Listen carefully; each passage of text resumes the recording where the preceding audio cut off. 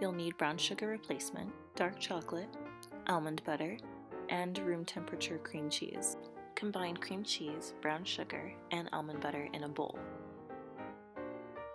Then, using a hand mixer, beat mixture until it gets fluffy.